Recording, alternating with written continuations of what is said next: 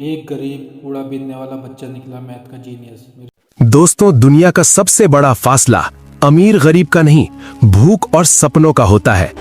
आज की कहानी एक ऐसे लड़के की है जिसके पास स्कूल का बैग नहीं, जूते नहीं, 2 वक्त की रोटी भी मुश्किल से मिलती थी। फिर भी उसने भारत के सबसे बड़े गणित प्रोफेसर को घुटने टेकने पर मजबूर कर दिया। जो सवाल टीचर को सॉल्व करने में 20 साल लगे, मैं ये सॉल्व नहीं कर पाऊंगी। उसी सवाल को कचरा बीनने वाला सूरज सिर्फ 1 मिनट में सॉल्व कर गया। आइए देखते हैं उसने ये कैसे किया। सुबह की धूप अभी ठीक से निकली भी नहीं थी कि शहर के सबसे फेमस और महंगे आर्यभट्ट इंटरनेशनल स्कूल के गेट पर हलचल शुरू हो गई। ये स्कूल रईसों के बच्चों के लिए था, जहां टैलेंट से ज्यादा पैसों के दम पर एडमिशन मिलता था।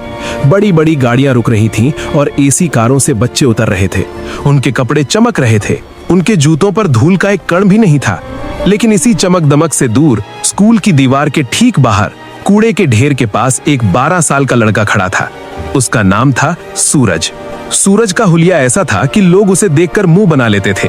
उसके कपड़े गंदे थे, शर्ट के बटन टूटे हुए थे और पैरों में अलग अलग रंग की हवाई चप्पलें थीं, जो शायद उसे किसी कचरे के डिब्बे में मिली होंगी। उसके कंधे पर प्लास्टिक का एक बड़ा सा बोरा लटक रहा था। लेकिन अगर आप ध्यान से सूरज की आंखों में देखते तो वहां आपको भूख नहीं, एक अजीब सी चमक दिखाई देती। सूरज कचरा बीनता था, लेकिन उसका ध्यान प्लास्टिक की बोतलों पर कम और स्कूल के अंदर से आने वाली आवाजों पर ज्यादा रहता था। उसे कूड़े के डिब्बों में ज्यामिति के शेप्स दिखते थे। उसे गाड़ियों के नंबर प्लेट्स में मैथ्स के पैटर्न नजर आते थे।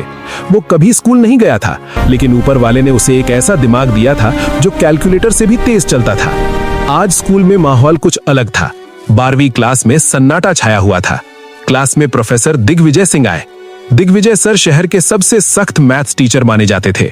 उनके बारे में कहा जाता था कि उनके सवाल बच्चों के पसीने ही नहीं, जान भी निकाल देते हैं। दिग्विजय सर आज बहुत गुस्से में लग रहे थे। उन्होंने हाथ में पकड़े डस्टर को जोर से टेबल पर पटका। धूल, वो चिल्लाए, तुम सबके दिमाग में धूल भरी है। तुम्हें लगता है कि तुम्हारे पापा के पैसे तुम्हें पास करवा देंगे? गणित बाजार में मिलने वाली सब्जी नहीं है जिसे पैसों से खरीदा जा सके। ये मेहनत मांगती है। पूरी क्लास डरी हुई थी। दिग्विजय सर ने चौक उठाई और ब्लैक बोर्ड की तरफ मुड़े। उन्होंने बोर्ड पर एक सवाल लिखना शुरू किया। ये कोई आम सवाल नहीं था। ये फर्मैट्स लास्ट थ्योरम और क्वांटम मैथ्स का एक ऐसा उलझा हुआ सवाल था जिसे देखकर अच्छे अच्छे प्रोफेसर्स के हाथ कांप जाएं। बोर्ड पर अजीबो गरीब निशान और नंबर भर गए। 10 मिनट तक वो लिखते रहे। जब वो पीछे मुड़े तो उनकी आंखों में एक चैलेंज था। ये सवाल, उन्होंने भारी आवाज में कहा, मैंने अपनी जवानी के 15 साल इसे हल करने में लगा दिए। ये आज भी अधूरा है। मैंने इसे दी इम्पॉसिबल इक्वेशन नाम दिया है। मैं तुम अमीर बच्चों को खुली चुनौती देता हूं। तुम्हारे पास इंटरनेट है, ट्यूटर्स हैं, दुनिया भर की किताबें हैं। अगर कल सुबह तक किसी ने इसका सही जवाब निकाल दिया तो मैं अपनी टीचिंग की नौकरी छोड़ दूंगा और उस स्टूडेंट को अपनी सोने की घड़ी इनाम में दूंगा। क्लास का टॉपर, जिसका नाम विक्रम था, उसने चश्मा ठीक करते हुए सवाल को देखा और मन ही मन हार मान ली। ये सवाल सिलेबस के बाहर नहीं, दुनिया के बाहर का था। घंटी बजी और प्रोफेसर गुस्से में पैर पटकते हुए बाहर चले गए। बच्चे भी बड़बड़ाते हुए निकले। पागल है बुढ़ा, विक्रम ने अपने दोस्त से कहा। यह सवाल कोई इंसान हल कर ही नहीं सकता। लेकिन किसी ने ध्यान नहीं दिया कि क्लास की खिड़की के बाहर लोहे की जाली से चिपका हुआ सूरज खड़ा था। उसकी काली पड़ी उंगलियां जाली को कसकर पकड़े हुए थीं। उसकी नजरें उस बोर्ड पर लिखे सवाल पर जमी हुई थीं। उसे वो सवाल डरावना नहीं लग रहा था। उसे वो सवाल एक खूबसूरत कविता जैसा लग रहा था। नंबर उसके दिमाग में नाचने लगे। उसे ऐसा लगा जैसे वो सवाल उससे बात कर रहा हो, उसे बुला रहा हो। सूरज वहां तब तक खड़ा रहा जब तक चपरासी ने उसे डंडा दिखाकर भगा नहीं दिया। भाग यहां से भिखारी, स्कूल को गंदा कर रहा है, चपरासी चिल्लाया। सूरज भाग गया, लेकिन उसका दिमाग वहीं क्लासरूम में छूट गया था। दोस्तों, कहानी में आगे क्या हुआ ये जानने से पहले अगर आप ऐसी ही दिल को छू लेने वाली कहानियां सुनना पसंद करते हैं तो अभी हमारे चैनल को सब्सक्राइब कर लें ताकि कोई भी नई कहानी आपसे मिस ना हो। रात हो चुकी थी। शहर सो रहा था, लेकिन सूरज की झुग्गी में नींद नहीं थी। उसका शराबी पिता खर्राटे ले रहा था और माँ बीमार पड़ी थी। घर में खाने को कुछ नहीं था। सूरज का पेट भूख से मरोड़ रहा था, लेकिन आज उसे भूख से ज्यादा बेचैनी उस सवाल की थी। वो सवाल उसे सोने नहीं दे रहा था। उसके दिमाग में बार बार वो सिंबल्स आ रहे थे। रात के 2 बजे जब रहा नहीं गया तो सूरज उठा। उसे लगा कि अगर वो उस सवाल को हल कर लेगा तो शायद उसके मन का शोर शांत हो जाएगा। वो चुपके से अपनी झुग्गी से निकला और स्कूल की तरफ दौड़ा। स्कूल का पिछला गेट टूटा हुआ था, जहां से वो अक्सर प्लास्टिक उठाने अंदर घुसता था। आज वो प्लास्टिक उठाने नहीं, कुछ सीखने जा रहा था। स्कूल के गलियारे अंधेरे में डूबे थे। गार्ड सामने वाले गेट पर सो रहा था। सूरज परछाई की तरह क्लासरूम की खिड़की तक पहुंचा। खिड़की खुली थी, वो अंदर कूद पड़ा। क्लास में घुप्पा अंधेरा था, बस बाहर स्ट्रीट लाइट की हल्की रोशनी आ रही थी जो सीधे ब्लैक बोर्ड पर पड़ रही थी। बोर्ड पर वो सवाल अभी भी वैसे ही लिखा हुआ था जैसे कोई भूत मुंह खोले खड़ा हो।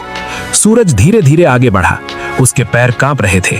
डर इस बात का नहीं था कि वो पकड़ा जाएगा, डर ये था कि क्या वो इसे कर पाएगा। उसने टीचर की मेज से एक चौक का टुकड़ा उठाया। वो चौक उसके खुरदरे गंदे हाथों में अजीब लग रही थी। उसने लिखना शुरू किया। खट खट। सन्नाटे में चौक की आवाज गूंजने लगी। पहले वो धीमा था, लेकिन जैसे जैसे सवाल सुलझता गया उसकी रफ्तार बढ़ती गई। सूरज भूल गया कि वो भूखा है, वो भूल गया कि वो एक कचरा बीनने वाला है। इस वक्त वो सिर्फ एक गणितज्ञ था। उसके दिमाग में कायनात के सारे ताले खुल रहे थे। उसे वो रास्ता मिल गया था जो प्रोफेसर दिग्विजय को 15 साल में नहीं मिला। पसीने से भीगा, धूल में सना सूरज 3 घंटे तक लगातार लिखता रहा। पूरा बोर्ड भर गया और अंत में उसने एक बॉक्स बनाया और उसमें जवाब लिखा 0। इतना बड़ा तूफान और जवाब सिर्फ 0। सूरज पीछे हटा। उसने बोर्ड को देखा और उसके चेहरे पर एक ऐसी मुस्कान आई जो शायद उसे पेट भर खाना खाने पर भी ना मिलती। उसने चौक रखी, खिड़की से कूदा और रात के अंधेरे में अपनी दुनिया कूड़े के ढेर की तरफ वापस चला गया। अगली सुबह 8 बजे प्रोफेसर दिग्विजय क्लास में आए। उनका मूड कल से भी ज्यादा खराब था। हाँ भाई, किसी ने कोशिश की? उन्होंने ताना मारते हुए पूछा। पूरी क्लास शांत थी। विक्रम खड़ा हुआ। सर, हमने गूगल पर भी चेक किया, ऐसा सवाल कहीं नहीं है, ये गलत सवाल है। प्रोफेसर हंसने ही वाले थे कि उनकी नजर बोर्ड पर पड़ी। उनका हाथ कांपने लगा। वो धीरे धीरे जैसे किसी जादू के असर में हो बोर्ड की तरफ बढ़े। क्लास के बच्चे हैरान थे। सर, क्या देख रहे हैं? प्रोफेसर बोर्ड के बिल्कुल करीब गए। उन्होंने चश्मा उतारा, पोंछा और फिर पहना। स्टेप 4, ये तरीका। हे भगवान, स्टेप 12, यहां तो इसने समय को ही बदल दिया। प्रोफेसर बड़बड़ा रहे थे। उनकी आंखों से अविश्वास के आंसू बहने लगे। ये नामुमकिन है, ये बिल्कुल सही है, ये परफेक्ट है। वो अचानक पलटे और चिल्लाए, किसने किया ये? झूठ मत बोलना। तुम में से किसकी इतनी हिम्मत है जो मेरे 15 साल की मेहनत को एक रात में सुलझा दे? क्लास में सन्नाटा था। विक्रम बोला, सर, हम कसम खाते हैं, कल शाम को जब हम गए थे तो बोर्ड खाली था, रात में क्लास बंद थी। प्रोफेसर ने अपना सिर पकड़ लिया। कोई तो आया था, कोई ऐसा जिसका दिमाग आइंस्टीन जैसा है। ये लिखाई देखो इसे, ये किसी सधे हुए स्टूडेंट की नहीं है, ये किसी आजाद हाथ की लिखावट है। उन्होंने तुरंत प्रिंसिपल और सिक्योरिटी को बुलाया। सीसीटीवी फुटेज चेक किया गया। ब्लैक एंड व्हाइट स्क्रीन पर रात के 3:30 बजे एक छोटी सी परछाई खिड़की से कूदती हुई दिखाई देती है। कपड़े फटे हुए, बाल बिखरे हुए। वो लड़का बोर्ड के पास जाता है और पागलों की तरह लिखने लगता है। प्रिंसिपल ने फुटेज को जूम किया। अरे, ये तो वही कचरा बीनने वाला लड़का है जो कल गेट पर खड़ा था। प्रिंसिपल ने मुंह बनाते हुए कहा, गार्ड, जाओ पकड़ कर लाओ उसे, जरूर चोरी करने आया होगा और बोर्ड खराब कर दिया। रुको, प्रोफेसर दिग्विजय जोर से बोले। अगर किसी ने उसे चोर कहा तो खैर नहीं, उसने चोरी नहीं की है, उसने तो स्कूल को और मुझे एक नई दिशा दी है। उसे इज्जत से मेरे पास लाओ। थोड़ी देर बाद 2 गार्ड्स सूरज को पकड़कर स्टाफ रूम में ले आए। सूरज बुरी तरह डरा हुआ था। उसे लगा कि चोरी छुपे घुसने के लिए उसे पुलिस के हवाले कर दिया जाएगा। उसके कपड़े गंदे थे, शरीर से बदबू आ रही थी। स्टाफ रूम में बैठे बाकी टीचर्स ने अपनी नाक पर रुमाल रख लिया, लेकिन प्रोफेसर दिग्विजय, वो अपनी कुर्सी से उठे और सीधे सूरज के पास गए। सूरज ने हाथ जोड़ लिए। साहब, माफ कर दो, मैंने कुछ चुराया नहीं, मुझे बस वो सवाल परेशान कर रहा था। मुझे लगा मैं उसे ठीक कर सकता हूँ। चौक भी मैंने वापस रख दी थी साहब, मुझे मत मारो। उसकी आंखों में आंसू थे, गरीबी और बेबसी के आंसू। दिग्विजय सर की आंखों में पानी आ गया। उन्होंने सूरज के गंदे हाथों को अपने हाथों में ले लिया। वो हाथ जो शायद कभी साबुन से नहीं धुले थे, आज एक प्रोफेसर उन्हें चूम रहा था। बेटा, तुमने कुछ नहीं चुराया, बल्कि तुमने तो मुझे वो दे दिया जो मैं पूरी जिंदगी ढूंढ रहा था। प्रोफेसर ने पूछा, तुम्हें ये सब किसने सिखाया? तुम स्कूल नहीं जाते? सूरज ने सिर झुका लिया। साहब, स्कूल जाने के लिए पैसे नहीं थे। कचरे में पुरानी किताबें मिलती थी, रद्दी वाले की दुकान पर बैठकर पढ़ लेता था। लोग कहते हैं मैं पागल हूं क्योंकि मैं दीवारों पर नंबर लिखता रहता हूं। मुझे लगा मैं गलत करता हूं। प्रोफेसर ने उसकी ठुड्डी पकड़कर उसका चेहरा ऊपर उठाया। तुम पागल नहीं सूरज, तुम जीनियस हो। तुम वो हीरा हो जिसे दुनिया ने कीचड़ समझकर फेंक दिया था। प्रोफेसर उसे लेकर क्लासरूम में गए, वही क्लास जहां अमीर बच्चे बैठे थे। सूरज दरवाजे पर ही रुक गया। अंदर आओ, प्रोफेसर ने कहा। जैसे ही सूरज अंदर आया, बच्चे हंसने लगे। अरे, ये तो कचरे वाला है, छी, कितनी बदबू आ रही है। प्रोफेसर ने डस्टर पटका। खामोश, अपनी जुबान बंद रखो। आज इस कमरे में अगर कोई सबसे अमीर है तो वो ये लड़का है।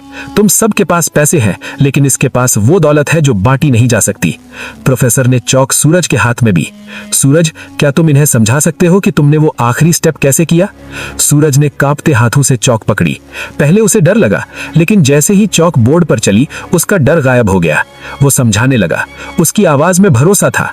उसने बताया कि कैसे उसने हवा की गति और समय को जोड़कर वो सवाल हल किया। जब उसने बोलना बंद किया तो क्लास में सुई गिरने जितनी शांति थी। जो बच्चे उसे बुरी नजर से देख रहे थे, अब उनकी आंखों में इज्जत और हैरानी थी। प्रोफेसर दिग्विजय ने अपनी कलाई से सोने की घड़ी उतारी और सूरज की कलाई पर बांध दी। वो घड़ी सूरज के पतले हाथ के लिए बहुत बड़ी थी, लेकिन उसकी चमक सूरज के आने वाले कल से कम थी। प्रोफेसर ने कहा, आज से तुम कूड़ा नहीं उठाओगे, आज से तुम कलम उठाओगे। तुम्हारी पढ़ाई, तुम्हारा खाना, तुम्हारा रहना, सब मेरी जिम्मेदारी। मैं देखता हूं कौन तुम्हें रोकता है। सूरज रो पड़ा। सूरज रो पड़ा। वो प्रोफेसर के पैरों में गिर गया। साहब, मुझे बस पढ़ने देना, मुझे भूख नहीं लगती, मुझे बस सवाल हल करने हैं। प्रोफेसर ने उसे उठाया और गले लगा लिया। उस दिन उस महंगे इत्र से महकते स्कूल में एक पसीने और कचरे की बदबू वाले लड़के ने सबको इंसानियत का पाठ पढ़ा दिया था। स्कूल के बाद सूरज बाहर निकला। उसने अपना वो पुराना गंदा बोरा उठाया, उसे एक बार देखा और फिर उसे वहीं डस्टबिन में डाल दिया। ये सिर्फ एक बोरा नहीं था, ये उसकी पुरानी जिंदगी थी जिसे वो हमेशा के लिए छोड़ रहा था। उसने आसमान की तरफ देखा। सूरज चमक रहा था, बिल्कुल उसके नाम की तरह। दोस्तों, ये कहानी हमें बताती है कि टैलेंट किसी महल का गुलाम नहीं होता, वो झोपड़ियों में भी पैदा हो सकता है। हमारे देश में न जाने कितने सूरज हैं जो रोज कूड़े के ढेर में अपना बचपन और अपना टैलेंट बर्बाद कर रहे हैं। जरूरत है तो बस एक प्रोफेसर दिग्विजय की, जो उस हीरे को पहचाने और तराशे। अगर आपके आसपास कोई ऐसा बच्चा है तो उसे बुरी नजर से मत देखिए। शायद उसकी आंखों में भी कोई सपना पल रहा हो। गरीब होना कोई पाप नहीं है, लेकिन एक टैलेंटेड बच्चे को गरीबी के कारण खो देना समाज का सबसे बड़ा पाप है। आपको ये कहानी कैसी लगी? क्या आपने भी कभी किसी ऐसे छुपे हुए टैलेंट को देखा है? कमेंट करके जरूर बताएं। और अगर इस कहानी ने आपकी आंखों में आंसू ला दिए हों तो इसे लाइक और शेयर जरूर करें। याद रखिए, असली अमीर वो नहीं जिसके पास नोट है, असली अमीर वो है जिसके पास ज्ञान है। जय हिंद।